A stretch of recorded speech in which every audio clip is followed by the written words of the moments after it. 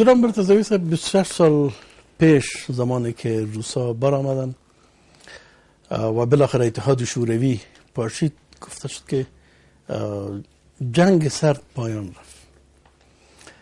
26 سال بعد آل گورباچوف باز میگه که جنگ سرد آغاز یافته و جهانی که به یک جهان یک قطبی تقسیم شده بود حال دوباره به تقسیم شدن.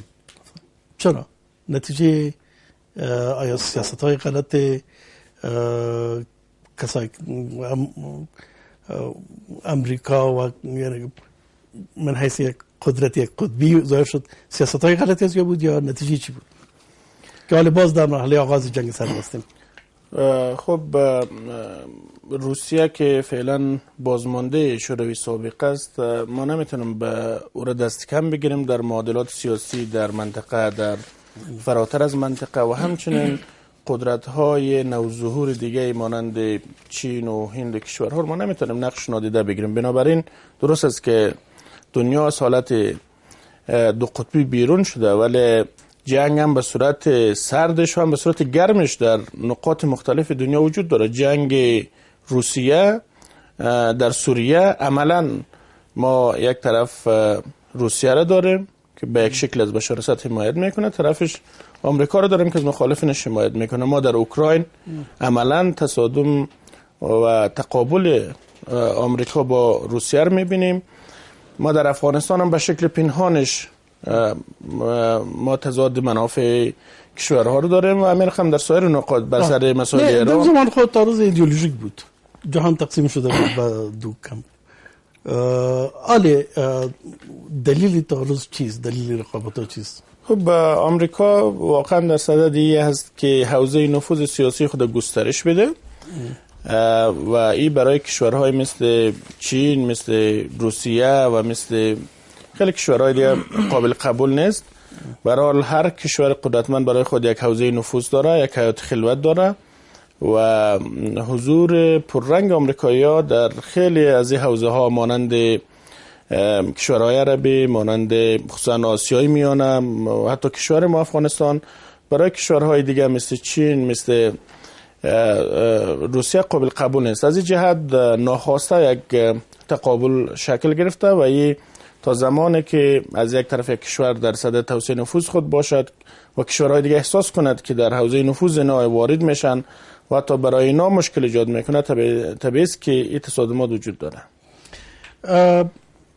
این تعارض کدام طرف بالاخره تاثیرات سر افغانستان چیست؟ افغانستان در جای قرار داره که امریکا در اینجا حضور داره و کشورهای مثل چین و روسیه و دیگر کشورهایی که فکر میکنن امریکا برشان یک تهدید است در جوار ما قرار دارن. پس نتیجهش و تاثیرش سر افغانستان چه خود؟ متاسفانه که در افغانستان چون حکومت های مرکزی ضعیف بوده و حتی از لحاظ مشروعیت و مشروعیت لازمه نداشته، هم آقای کرزی مشروعیت انتخابات شاسع پذیر بود و هم فعلا حکومت وحدت ملی مشروعیت شاسع پذیر بوده. چون حکومت ها ضعیف بوده با او خاطر افغانستان اتومات تبدیل شده به میدان رقابت ها به صورت اوریانش یا به صورت مخفیش. مثلا شما ببینید جنگ نیابتی که بین هند و پاکستان در افغانستان است که حتی پرویز مشرف به صراحت یاد میکنه که در این مدت ها عملا جنگ نیابتی بوده و دیگه باید جلوش گرفته شود.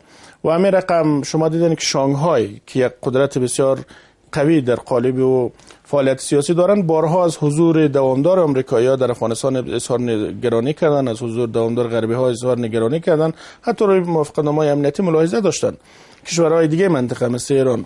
بنابراین افغانستان بسیار متاثر است از حضور یک جانبه غرب و این طرف کشورهای دیگه که هر کدامش تلاش داره منافع داشته باشه، چه منافع اقتصادی مثل چین یا چه منافعی که روسیه داشته که از سالهای گذشته در اینجا حضور داشته و یک حوزه نفوذ برای خود حساب میکنه، و چه مثل ایران و پاکستان که به هر حال به لحاظ همسایگی تلاش داره که افغانستان هم حیات خلوتش باقی بمانه.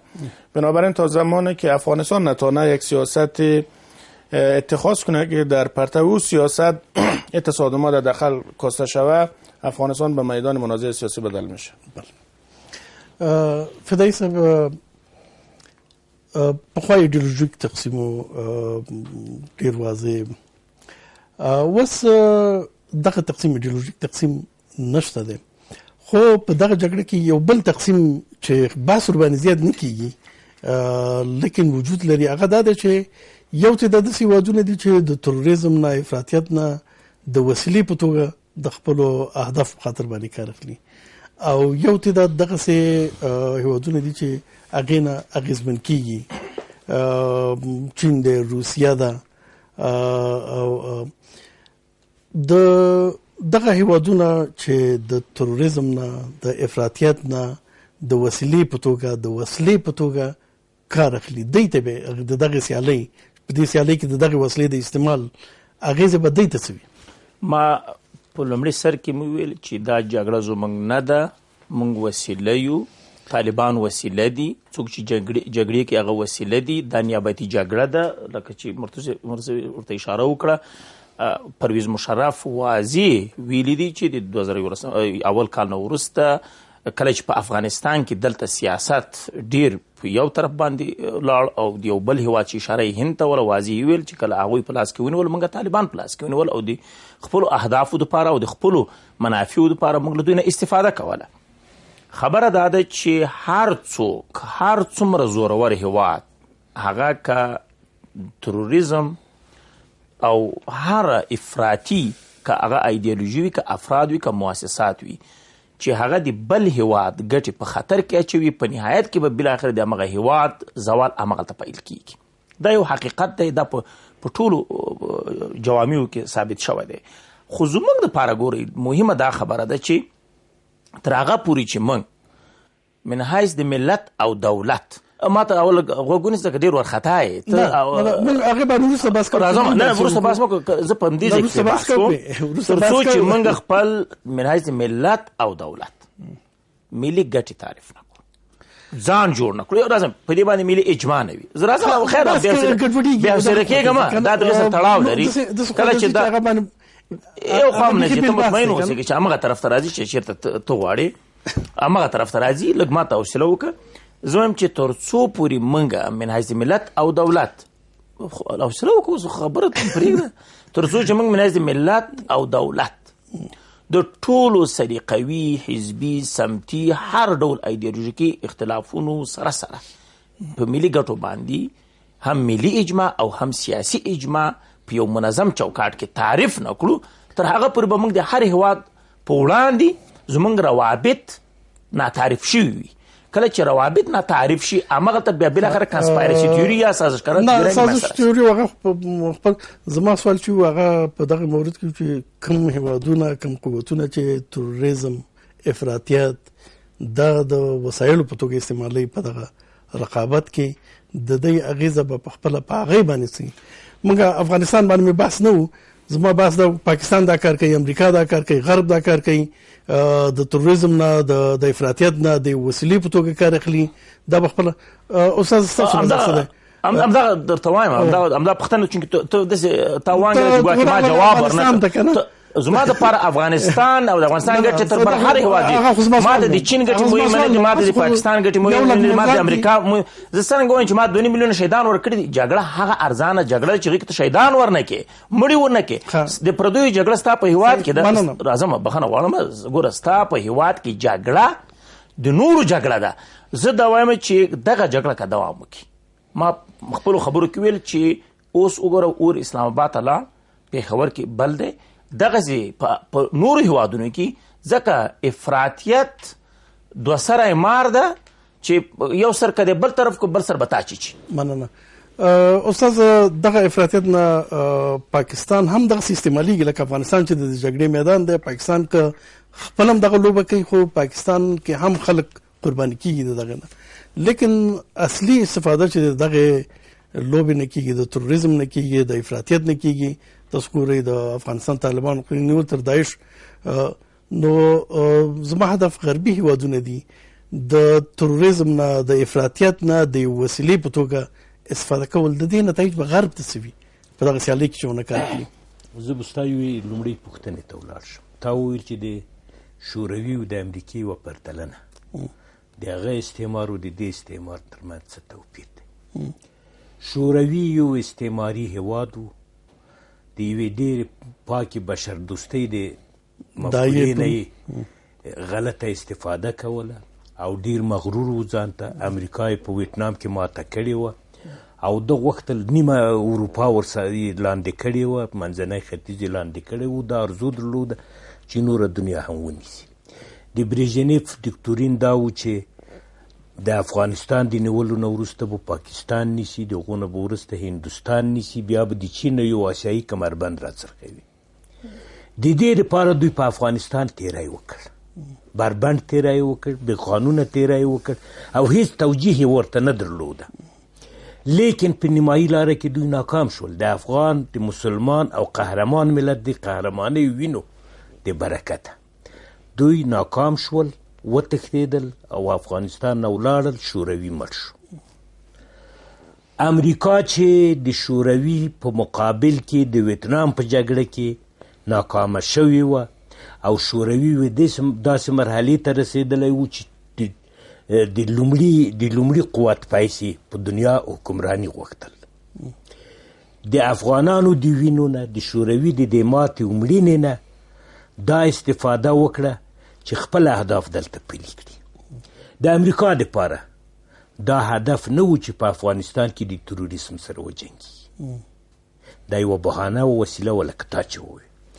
امریکا په دې منطقه کې ډېر اوږده اهداف لري. د دغه اهدافو لپاره یې پلانونه جوړ کړل، القاعده یې جوړه کړه. د نیویارک د غبرګونو برجونو رانسکورېدل هم د دې پروګرام یوه برخه وه. بالاخره وتوانید چې افغانستان ته په یوه نړیوال مصلحت ظاهرا راشي.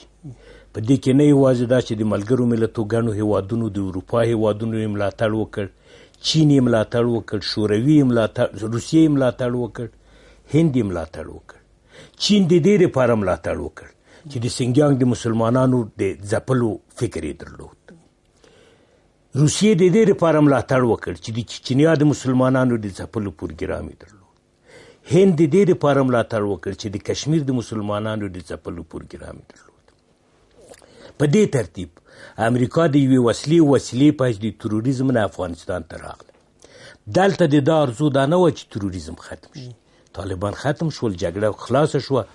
مخکې فریور څه ورته اشاره وکړه چې موږ هر ځای ته تللی شو. نو په دې اساس امریکا بیرته جګړه را ژوندۍ کړه. موږ تاسې ولیدل چې په مصنوعي ډول یې په ودونو، په جنازو بمبارۍ وکړي. د دې دپاره امریکا غواړي چې افغانستان یو بې څښتنه هېواد دی، د دې نه د یوې پایګاه په حیث کار اخلي. پاکستان ته موږ نه ډېر پې ګران دی، لیکن هغه دوی داسې فعالیت ته چې هر څه وغواړي نه پرېږدي. نو په دې اساس افغانستان ته راغی. د دې ځای نه به منځنۍ اسیا تر کنټرول لاندې راولي، لکه چې رخنه یې پکې کړې ده. منځنی ختیځ به تر کنټرول لاندې راولي، لکه داعش چې ورته جوړ کړی او نورې بلاوې پې نازلې کړي دي. او په عین حال کې به په آسیا کې د اسرائیلو لپاره د یوه آرام ژوند کولو بستر جوړوي. هیڅ قوت به نه پرېږدي چې اسرائیل د هغو نه ویره وکړه، ډار ځینې ولري. او دا موږ په خپلو سترګو وینو. امریکا په خپل پروګرام کې ناکامه شوې نه ده. دا چې ځم نه ځم امریکا د دې ځای نه ځي، هغه د دې ځای نه ځي. دا جنګونه چې اوږدوي او د خبرې چې زیاتوي او ناامني چې زیاتېږي، دا د دې لپاره ده چې امریکا به پاتې وي. امریکا د دې ځای نه ځي. د جاپان تر اوسه نه ده وتلې، د دې ځای نه به وځي. نو په دې اساس دا د یوې وسیلې په حیث امریکا استعمالوي. امریکا به دلته پاتې وي او خپلو هدفونو ته به ځان رسوي. دا چې زموږ دولتونه، زموږ حکومتونه باید څه وکړه. دغه خبره زه د فدایي صاحب خبره هغه کوم چې زموږ ملتونه باید د امریکې سره وغږیږي چې ستا پروګرام چې هر څه دی، زه د تا د ګټو خنډ نه کېږم، لیکن زما ملي ګټې به د خپلو ګټو نه او د نورو د ګټو نه قربانوي. په دې چې موږ څه وکړو په دې باندې وروسته غږیږو. استاد جناب استاد، خب یک طرف کشورهایی است که از تروریسم، از افراطیت من حیث یک وسیله، من حیث یک اسلحه استفاده میکنن. خب طبعا طرف دیگه کشورهایی است که متضرر هستن از این وضعیت. اهدافی که داره امریکا، پلانایی که بر ترتیب، لیکن شما عکس العمل کشورهایی که متضرر هستند از این وضعیت.